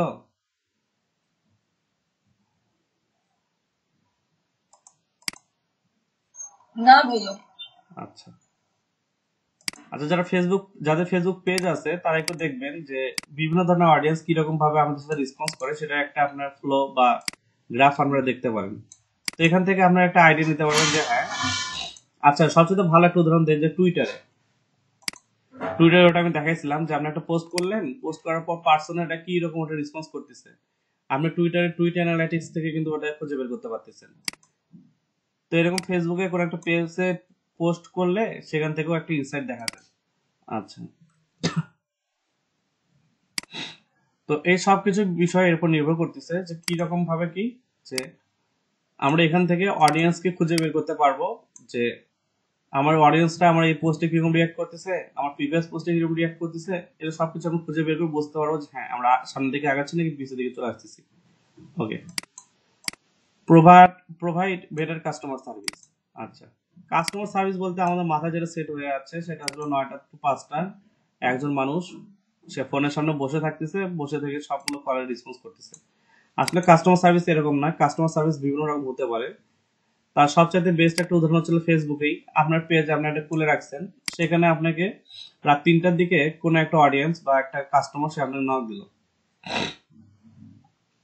সেই ক্ষেত্রে 3টার দিকে যদি আপনার কিছু মানে প্রিভিয়াসলি অ্যাডেড কিছু মেসেজ যদি থাকে, সেক্ষেত্রে আপনার কাস্টমারের যে মানে আপনি তো জানেন যে কি কি কোশ্চেন মানে কি কি কোশ্চেন আপনার কাস্টমার আপনাদেরকে করে থাকে, সেই কোশ্চেন যদি আপনার ধারণা থাকে এন্ড সেগুলো কোশ্চেনে যদি অ্যান্সার আপনি সেট করে রাখেন, রাত 3টা বা 3:30 বা ভোর 5টার দিকে যদি আপনার কাস্টমার আপনাকে নক দেয়, সেই ক্ষেত্রে আপনাকে জেগে থাকা দরকার আছে? আপনার যদি মেসেজগুলো ঠিকমতো সেট করা থাকে, না ভাইয়া। যেটা আমাদের চ্যাটবটে যে ফিচারটা আমাদেরকে দেয় আর কি। তো সেই ক্ষেত্রে এই একটা সুবিধা যে সবসময় ভালো একটা কাস্টমার সার্ভিস পাবেন, রিয়েল লাইফে পাবেন কিনা তার চাইতে অনলাইন ভালো, সেটা হচ্ছিল এটা। আর এখানে আমরা কোনো টাইম লিমিট নাই, দেখা যাচ্ছে 4টার দিকে আপনি জেগে আছেন, আপনি নিজে কিন্তু কাস্টমার সাথে কমিউনিকেশন করে একটা ডিল ফাইনাল করতে পারেন, এটা একটা সুবিধা। Gain valuable insight into your customer. আপনার কাস্টমারের ভিতরে আপনার একটা দৃষ্টিভঙ্গি আপনি কি তৈরি করে দিতে পারেন। কিভাবে আমি যে একটু আগে একটা উদাহরণ দিলাম গুড়ের, যে আমরা গুড় তৈরি করে যদি একটা ভালো একটা সিনারিও তৈরি করতে পারি যে হ্যাঁ আমাদের প্রোডাক্টটা হাতে তৈরি বা আমাদের উপস্থিতি থেকে আমরা গাছেতে তৈরি করে দিচ্ছি, এরকম একটা দৃষ্টিভঙ্গি যদি আমাদের কাস্টমার পর্যন্ত পৌঁছাই দেই, তাহলে কাস্টমার বুঝতে পারবে যে হ্যাঁ এই জিনিসটা ভালো। তো এটা আপনি কি ফেসবুকের মাধ্যমে তৈরি করতে পারতেছেন। আর তারপরে সর্বশেষ যে আপনার বিজনেসে আপনার কাস্টমাররা কি রকম এখানে রেসপন্স করতেছে, এটা একটা খুঁজে বের করতে হবে, সুবিধা থাকবে আর কি। আচ্ছা, এখানে আপনি অর্গানিক কন্টেন্ট তৈরি করতে পারবেন। অর্গানিক বলতে ন্যাচারাল, আপনারা চাচ্ছেন যেরকম ইচ্ছে সেরকম ভিডিও তৈরি করতে পারবেন, এখানে কোনো লিমিটেশন নাই যে আপনি এখানে এই লিমিট থাকতেছে ওই লিমিট থাকতেছে। আমরা যদি সিনেমার দিকে তাকাই, সিনেমা তৈরি করতে গেলে এই সুযোগ সুবিধা এই রুলস ফলো করতে হবে, এখানে কিচ্ছু না। আমরা কন্টেন্ট ঠিক আছে, সামান্য কিছু স্ট্যান্ডার্ড বজায় আছে, ওকে, আপনি অটোমেটিকলি পাবলিশ করতে পারেন, কেউ আপনি কাটকাবে না। আচ্ছা, have access to paid advertising service. তো এতক্ষণ যেগুলো গেল সেগুলো ছিল অর্গানিক। এখন চলে আসি যে পেইড। পেইডের সবচেয়ে বড় উদাহরণ হচ্ছে বুস্টিং। আপনার মানুষের কাছে রিচ করতেছেন, এগুলো সবকিছু ফিল আপ বা ফলো করলেন, আপনার মানুষের কাছে রিচ করলেন, কিন্তু আমি সেই রকম মানুষ খুঁজে পাচ্ছেন না যারা কিনবে। অর্থাৎ আপনার মানুষগুলো দেখা যাচ্ছে যে মানে কেনার মতো কাস্টমার নাই। তো সেই ক্ষেত্রে আপনি ফিল্টারিং ইউজ করতে পারেন, বুস্ট ফিল্টারিং বা আরো বিষয় কিছু আছে, ফেসবুক অ্যাডস বা ফেসবুক মার্কেট প্লেস, সেগুলো আপনি রেডি করেও কিন্তু আপনি কি আপনার প্রোডাক্টের একটা পেইড অ্যাডভার্টাইজিং ফলো করে জিনিসটা আপনি নিয়ে আসতে পারেন। এটা একটা উদাহরণ। তারপর যে বিষয়টা সেটা হচ্ছে বিল্ড ইউর ব্র্যান্ড। ওকে, আমরা সবকিছু ফিল আপ করে ফেলছে, এগুলো সবকিছু আপনার রেডি, আমরা হিউজ পরিমাণে একটা অডিয়েন্স আপনি তৈরি করে ফেলছেন। তখন আর আপনার শুধুমাত্র ছোট্ট একটা শপ বা মার্কেট প্লেস থাকবেন না, সেই সময় আপনাকে একটা ব্র্যান্ডে মুভ হতে হবে। তো সেটা বলছে যে এখান থেকে সব ধরনের ফিল আপ করবেন, তখন আপনার একটা ব্র্যান্ডে মুভ করতে হবে। আর সে ব্র্যান্ডে মুভ করার পর আপনার একটা ডোমেন হোস্টিং কিনে একটা ওয়েবসাইট রেডি করে নিতে হবে, এবং সেখান থেকে এই যে কাস্টমাররা বা ফলোয়াররা আপনার পাচ্ছেন সেগুলোকে আপনার ওয়েবসাইটে মুভ করতে হবে। তো এই সব কিছু ছিল এটার উপর। আর আপনি যে কাজগুলো করতেছেন সেগুলো সবগুলো পারফরমেন্স, প্রত্যেকটি স্টেপে স্টেপে নিজের পারফরমেন্সকে মানে বৃদ্ধি করতে হবে, একই সাথে বিচার করতে হবে যে আমি সাকসেস হয়েছি, এর পরের স্টেপে যাই, সাকসেস হয়েছি পরের স্টেপে যাই। আপনি যদি সারা জীবন প্রথম স্টেপে আটকে থাকেন এবং সেটা যদি বারবার রিসাইকেল করেন, আপনি ওই স্টেপ থেকে বেরোতে পারবেন না। ওকে, এর ডিসঅ্যাডভান্টেজ যেগুলো আছে সেগুলো নিয়ে ডিসকাস করব। ওকে, প্রথম যে ডিসঅ্যাডভান্টেজটা আমরা ফেস করি সেটা হচ্ছিল নেগেটিভ ফিডব্যাক। অর্থাৎ আপনি মানে যে কোনো মানুষ আপনার প্রোডাক্ট নিয়ে একটা নেগেটিভ ফিডব্যাক দিতেই পারে। আচ্ছা, এই প্রত্যেকটা কোয়েশ্চেন একটু পরে আপনাদেরকে করা হবে, আপনারা একটু নিজেদের মতো করে একটু রেসপন্স করবেন। We may open up the potential for the investment. এটা একটা বিষয় যে আপনাকে কোনো লাঞ্ছিত করা হচ্ছে, সেখানে আপনাকে রেসপন্স করতে হবে। Must spend a lot of time on campaign. আপনাকে একটা ক্যাম্পেইন দেওয়া হলো, সেখানে সময় দিতে হবে। অর্থাৎ আপনি একটা ভাবতেছেন যে ডিসেম্বরের শেষের দিকে একটা সময় যায়, 16 ডিসেম্বর, 1 ডিসেম্বর থেকে 16 ডিসেম্বর। এই মার্কেটের জন্য আগে থেকে আমরা একটা ক্যাম্পেইন রেডি করে নিয়ে সবকিছু সাজা নিতে হবে, যে এই সময়টা আমি ধরবো, এই শিডিউলটা ধরবো, ওই দিন আমি মার্কেটিং সর্বোচ্চ দিয়ে আমার মার্কেটিং এর যে বিষয়টা সবকিছু তুলে আনবো। এটা একটা বিষয় গেল। আচ্ছা, মে প্লেস কস্ট ইফ নিডেড। প্রয়োজন পড়লে আপনাকে টাকাও দিতে হবে। যদি আমরা পেইড প্রমোশনের যেটা কথা বললাম যে আপনি সবকিছু করলেন কিন্তু আমি দেখতেছি যে ফলাফল আসতেছে, কিন্তু এখানে একটু টাকা পয়সা একটু ঢাললে দেখা যাচ্ছে যে আরো ভালো একটু ফলাফল আসবে। তো যেটা বললাম যে এখানে মাঝে মাঝে টাকাও দিতে হবে। আমরা জানলাম একটু আগে জানলাম যে এটা ফ্রি, আপনি এখানে মার্কেটিং করতেছেন ফ্রিতে, কিন্তু দরকারে এখানে আপনাকে কি আরো টাকা পয়সা স্পেন্ড করতে হবে যাতে আপনার এটা ক্যাম্পেইনটা সাকসেসফুল হতে পারে। Have to wait to see the result. আপনার মার্কেট প্লেসে নামলেন, নামার পরেই আপনি বিজনেস শুরু করে দিলেন, আপনি কোনো কিছু অপেক্ষা করলেন না, আপনার রেজাল্ট নেগেটিভ আসছে পজিটিভ আসছে দেখতেছেন না, শুরু করে দিয়েছেন কাজ, কিন্তু আপনি কিন্তু অপেক্ষা করে মাঝে মাঝে নিজের রেজাল্ট গুলো দেখতে হবে যে হ্যাঁ ফলাফল আসতেছে বা আসতেছে না। আর কম্পিটিশন মে পুল ডাউন। আর কম্পিটিশন যেটা হয় সেটা হলো আপনার কম্পিটিটররা আপনার এখানে কি করবে, আপনাকে নিচু করে দেখাবে। আচ্ছা, ঠিক আছে, এটুকু আশা করি সবাই বুঝতে পারছেন। তো মার্কেট প্লেসে যারা সোশ্যাল মিডিয়া মার্কেটিং করতেছেন তাদের কাছে দুটো কোশ্চেন, সেটা হলো যে যখন আপনার নেগেটিভ ফিডব্যাকটা দেখবেন সেই ক্ষেত্রে আপনি কিভাবে এটা হ্যান্ডেল করবেন।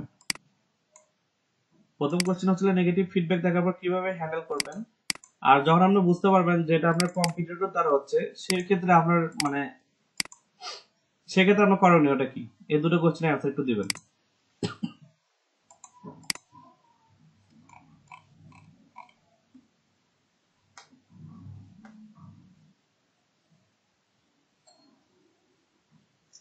স্যার, যখন আমরা আমাদের নিজের কম্পিটিটরদেরকে দেখবো তখন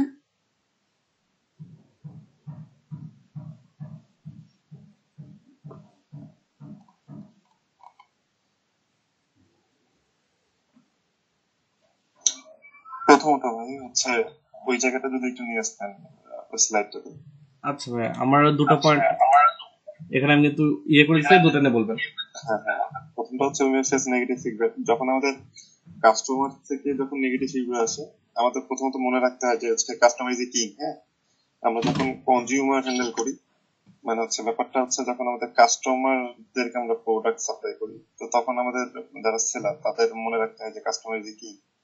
এখন নেগেটিভ ফিডব্যাক আসতে পারে। হ্যাঁ, আপনি 100টা হয়তো প্রোডাক্ট সেল করলে সবাই বলে না, এটা নর্মাল, এটা নেচার এরকম। হয়তো 5 জন বা 10 জন বলবে যে প্রোডাক্টটা আমার ওনাদের পছন্দ মতন।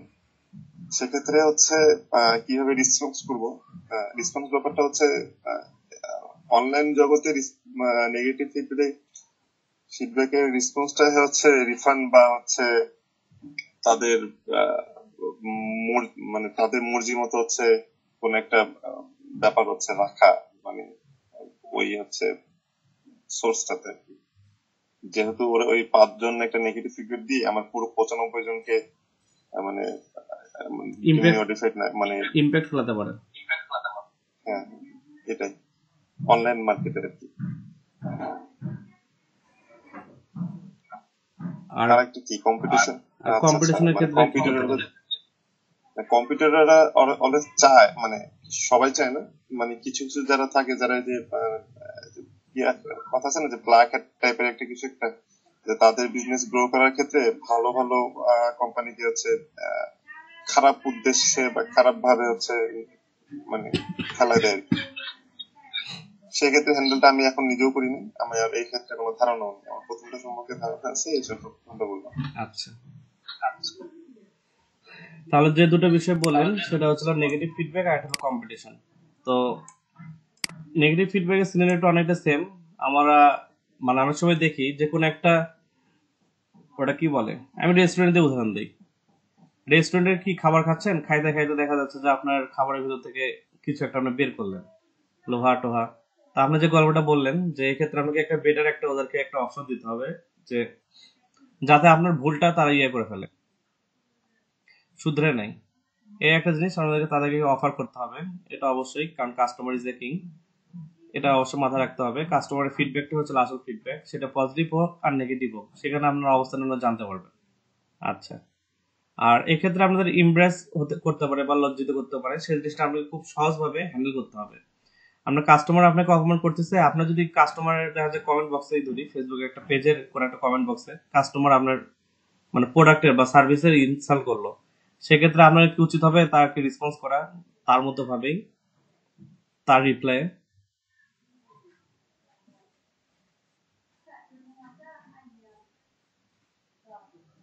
অর্থাৎ আপনার কাস্টমার আপনার ফেসবুকে কোন একটা পেজে কমেন্ট করছে যে আপনার এই প্রোডাক্ট নিয়ে মানে বদনাম করলো, এন্ড আপনার কি উচিত হবে আপনিও তার মতো করে তাকে রেসপন্স করবেন নাকি তার সাথে ভদ্রভাবে কথা বলবেন?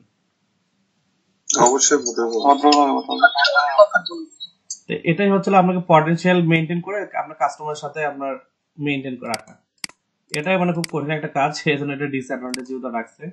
আর সর্বশেষ যেটা বললো সেটা হচ্ছে কম্পিটিশন। আপনার কম্পিটিটর আপনার কিন্তু অনেক সময় কাস্টমার সেজে বা নেগেটিভ ফিডব্যাক নিয়ে আসে কিন্তু আপনাকে দিতে পারে। তো এই ক্ষেত্রেও আপনাকে নিজেদের মানে একটা স্ট্যান্ডার্ড ধরে রেখে অবশ্যই তার জবাব দিতে হবে। অর্থাৎ আপনার মার্কেটিং করতেছেন আপনার প্রোডাক্টের, আর আপনার কম্পিটিটর আপনার তার মার্কেটিং করছে তার প্রোডাক্টের, দুজনে কিন্তু সেম। এখন যে বিষয়টা দাঁড়াচ্ছে সেটা হচ্ছিল সে কিন্তু আপনাকে বিভিন্ন ভাবে মানে ইনসাল্ট বা হিমুলেট করার জন্য সে মার্কেট প্লেসে আপনার নামে একটা বদনাম ছড়াচ্ছে। এখন আপনি কি এখানে চুপ থাকবেন নাকি থার্ড লেভেলে এসে তার সাথে ঝগড়া করবেন, নাকি মানে নিজের একটা স্ট্যান্ড বজায় রেখে অবশ্যই রেসপন্স করবেন? নিজের জায়গা ধরে রেখে হ্যাঁ, তো এই জিনিসটা যদি আমরা মাথায় রাখি তাহলে ডিসঅ্যাডভান্টেজ গুলো আস্তে আস্তে অ্যাডভান্টেজে কনভার্ট করানো যাবে। তো এটাই ছিল সোশ্যাল মিডিয়া মার্কেটিং এর একটা বেসিক ডিসকাশন আর কি। ওকে, এটুকুর ভিতরে কারো কোনো জিজ্ঞাসা বা কিছু আছে? আজকে ক্লাসটা একটু থিওরিটিক্যাল হয়ে গেছে, করার কিছু নেই, আজকে সম্পূর্ণ ক্লাসে থিওরিটিক্যালি থাকবে আর কি। তো এইটুকুর ভিতরে কারো কোনো কোশ্চেন আছে?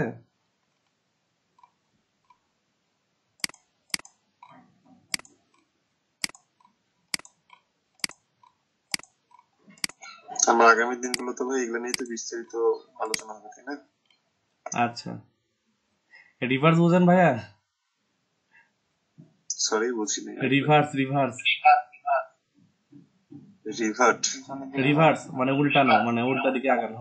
ও আচ্ছা আচ্ছা, রিভার্স, আচ্ছা আচ্ছা। আমি আচ্ছা,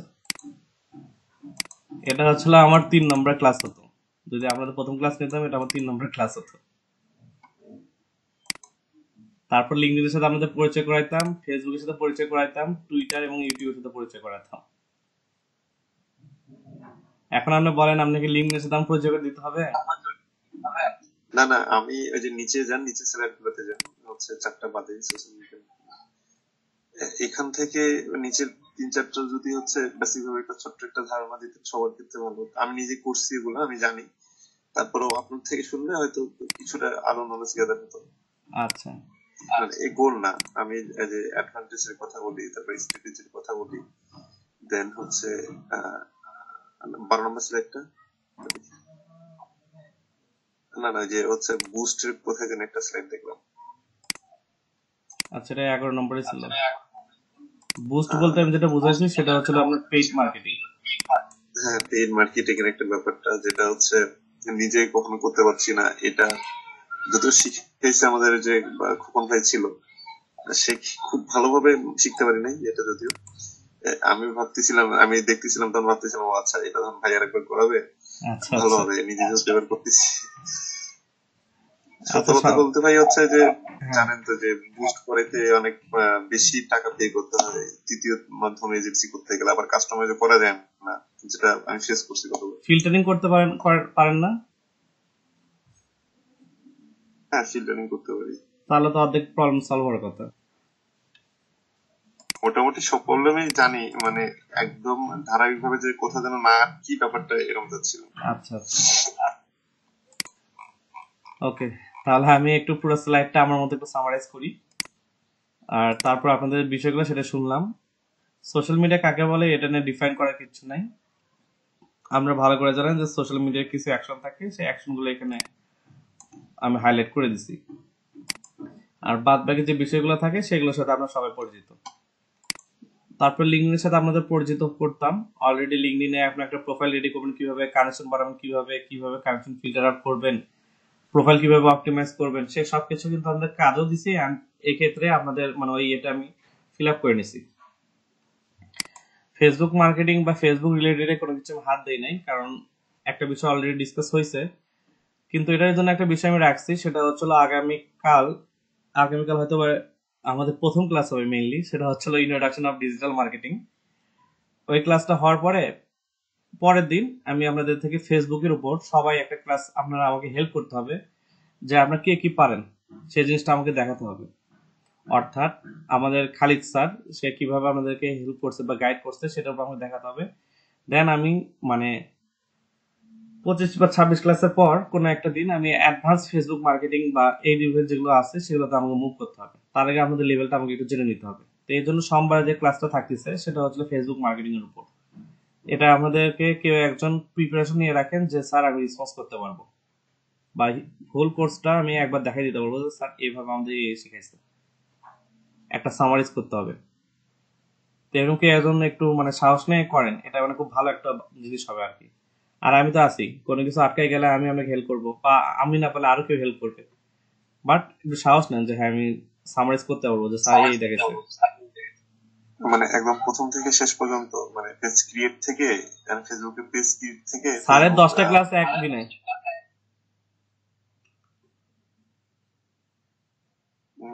এটা তো প্র্যাকটিস করতে হবে, প্র্যাকটিস করে করি নাই, দেখেন কেউ যদি করাই ভালো। আমি বোঝাচ্ছি সেটা একবার বোঝেন। সেটা হচ্ছে স্যার আপনাদের 10টা ক্লাস নিচ্ছে, 10টা ক্লাস অনেক কিছু স্যার ডিটেলস ডিসকাস করতে। আপনাদের হয়তো অতটা ডিটেলস এখানে ডিসকাস করা লাগবে না, কারণ এটা অলরেডি আপনারা জানেন কিভাবে হয়। আর এই ক্লাসটা আমি থাকবো, প্লাস আপনাদেরকে মানে দেখবো যে কতদূর পর্যন্ত স্যার আগেছে, কতদূর থেকে আমার আগানো লাগবে। এই সবকিছু আমরা একটা দেখলে বুঝতে পারবো যে ছোট ছোট লিকেজও যেন না থাকে। এটা হচ্ছে আমার মানে ইন্টেনশন। তো সোমবারের ক্লাসটা হবে হচ্ছে ফেসবুক মার্কেটিং এর উপর বেসিক, আর টুইটারে কিভাবে কাজ করতে হয় সেটা নিয়ে আমার প্রথম ক্লাসেই ফাইবারের পরে আমি টুইটারে মুভ করছি। আচ্ছা, ইউটিউবের উপর আমাদের সম্পূর্ণ একটা ক্লাস গেছে। আর সর্বশেষ হচ্ছিল সোশ্যাল মিডিয়া মার্কেটিংটা কিভাবে হয়। প্রথমটা ছিল সোশ্যাল মিডিয়া কি, এটা হলো সোশ্যাল মিডিয়া মার্কেটিংটা কি। এটা বুকিশ কিছু ডেফিনেশন দেওয়া আছে। আর এটা হচ্ছে সম্পূর্ণ মার্কেটিং, শুধু সোশ্যাল মিডিয়া মার্কেটিং না, এটা মার্কেটিং এর কিছু কি পয়েন্ট। যারা মার্কেটিং স্টুডেন্ট আছে তারা এর চাইতে ভালো ভালো কিছু স্ট্র্যাটেজি জানে আর কি। তো এটা হলো সোশ্যাল মিডিয়া মার্কেটিং একটি স্ট্র্যাটেজি, এটা এইভাবে কাজ করে। এটা আপনাদের সাথে পরিচয় করে দেওয়ার কিছু নাই। আর স্ট্র্যাটেজি যে সংজ্ঞাটা সেটা পরিচয় মানে সেটাও আপনারা জানেন যে স্ট্র্যাটেজি কিভাবে রেডি করতে হয়। এটা আর এটা দুটো সেম, স্ট্র্যাটেজিকে ডিফাইন করার চেষ্টা করছে। ওকে, অ্যাডভান্টেজে যদি আসি, অ্যাডভান্টেজে আসার পর আমরা দেখবো যে এখান থেকে কি কি ধরনের হেল্প আমরা নিতে পারি বা অলরেডি আমরা শিখছি। যে একটা পেজ ক্রিয়েট করা থেকে শুরু করে যা কিছু সেগুলো অনেক কিছু আমরা শিখছি। আমরা একটা খুব ইজিলি ভাবে একটা পেজ ক্রিয়েট করতে পারবেন। তারপর আপনার কোন পোস্টে কিরকম রেসপন্স আসছে সেটা আপনি একটা অডিয়েন্স মেজার করতে পারবেন। কাস্টমার সার্ভিসের জন্য আমরা চ্যাট বক্সের বিষয়টা আপনি অ্যাড করতে পারেন। আপনি ইনসাইট গুলো দিতে পারেন যে আপনার কাস্টমার কাছে আপনার কি নিয়ে কাজ করছেন সেই জিনিসটা দৃষ্টিভঙ্গি পৌঁছাতে পারেন। আপনার অডিয়েন্সরা কিভাবে আপনার বিজনেসকে মানে অ্যাপ্রিসিয়েট করতেছে সেটার বিষয়টা দেখতে পারেন। অর্গানিক কন্টেন্ট আর পেইড কন্টেন্ট দুটো নিয়ে, অর্গানিক কন্টেন্ট নিয়ে আলোচনা কিছু নাই, পেইড কন্টেন্ট হয়তো আলোচনা করতে পারে একটুকু। আর ব্র্যান্ড থেকে শুরু করে ওয়েবসাইট থেকে শুরু করে নিজের পারফরমেন্স, এটুকু ওই একটা ক্লাসে ইনশাআল্লাহ সব হয়ে যাবে। আর তারপর যেটা থাকবে সেটা অ্যাডভান্স মার্কেটিং যেমন শিখবো। ওকে, আর ডিসঅ্যাডভান্টেজের বিষয়টা এটা সম্পূর্ণ সাইকোলজিক্যাল। আপনি কিভাবে হ্যান্ডেল করবেন, কখন হ্যান্ডেল করবেন, এটা সব কিছু সাইকোলজিক্যাল। আপনাকে নেগেটিভ ফিডব্যাক দিলেও সাথে সাথে আপনার রেসপন্স করার কোনো মানে নাই, এতে আপনারই লস। আপনি কাস্টমারকে আইডেন্টিফাই করবেন যে কাস্টমারটা আপনার কাস্টমার নাকি কম্পিটিটর, সেটা আপনাকে আইডেন্টিফাই করতে হবে, তাকে সেইভাবে আপনি স্টেপ নিতে হবে। আর যখন দেখতেছেন যে ইমপ্রেসমেন্ট আপনাকে ফিল করানো হচ্ছে, তখন সেভাবে আপনাকে জাস্ট নেগেটিভে না যায় পজিটিভ যায় তার সাথে রেসপন্স করতে হবে। তারপর যে বিষয়টা সেটা হচ্ছে টাকা পয়সা কিরকম খরচ করবেন বা টাইম কিরকম খরচ করবেন সেই বিষয়ে আপনাকে একটা সিদ্ধান্ত আগে নিতে হবে। আর সর্বশেষ যে দুটো পয়েন্ট থাকতেছে সেটা হচ্ছে আপনাকে রেজাল্ট না দেখে পরের স্টেপে যাওয়া যাবে না, আবার রেজাল্ট দেখে পরের স্টেপে যাওয়ার জন্য লেটও করা যাবে না, সবকিছু মাথায় রাখতে হবে। এই তো, এই হলো ডিসঅ্যাডভান্টেজ। অ্যাডভান্টেজ পার্টটা না হয় আমরা সোমবারের দিনে আমরা দেখবো যে কি কি অ্যাডভান্টেজ আমরা সোশ্যাল মিডিয়া মার্কেটিং থেকে নিতে পারি, যেটা আমাদের ফজলে রাব্বি ভাই বললো। তো সোমবারের ক্লাসটা ইনশাল্লাহ আমরা দেখবো ভালো একটা মানে ফেসবুক মার্কেটিং এর একটা হিউজ একটা মানে সামারাইজ করার চেষ্টা করবেন কেউ। ভয়ের কিচ্ছু নাই, আপনারা যেখানে আটকে যাবেন সেখানে আমরা হেল্প করবো। আজকে ছুটি? না না ছুটি নাই, ব্রেক দিয়ে আর একটা টপিকস ডিসকাস করবো। আচ্ছা,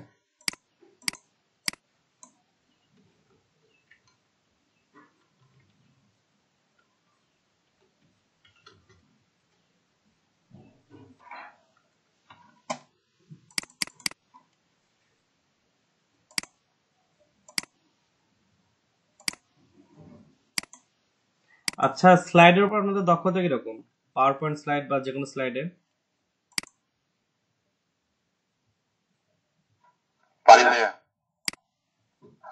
আমরা তো সিম্পলি তৈরি করতে পারি বিভিন্ন থিম টেমপ্লেট দিয়ে, কিন্তু অ্যানিমেশনের ব্যাপারটা পারি না। অ্যানিমেশনের জন্য সময় লাগে।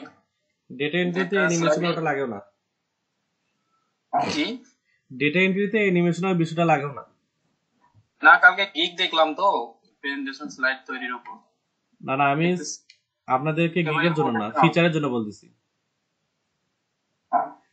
এমনিতে তো পারি। আচ্ছা,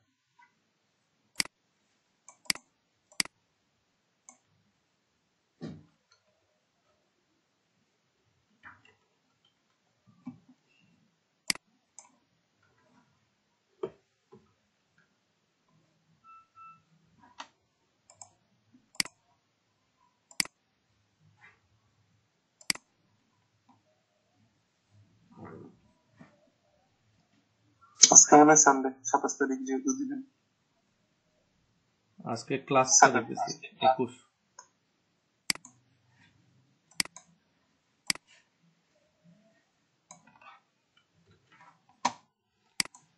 আচ্ছা আমি স্লাইডটা তাহলে গ্রুপে দিয়ে দেই, আমরা ওখান থেকে কালেক্ট করে নিন।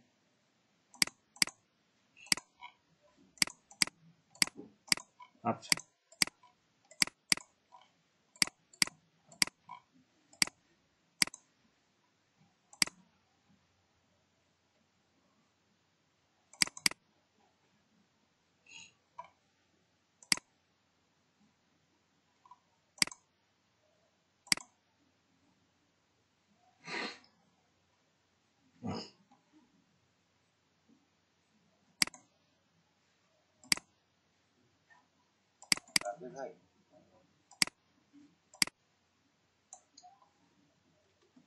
হ্যাঁ জি ভাই।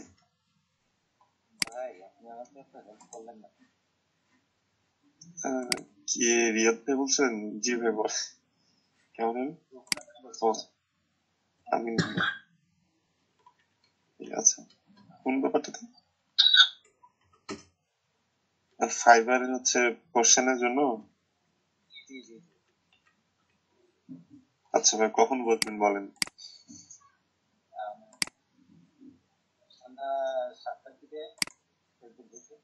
আহ, আচ্ছা ভাই, ওকে ইনশাল্লাহ।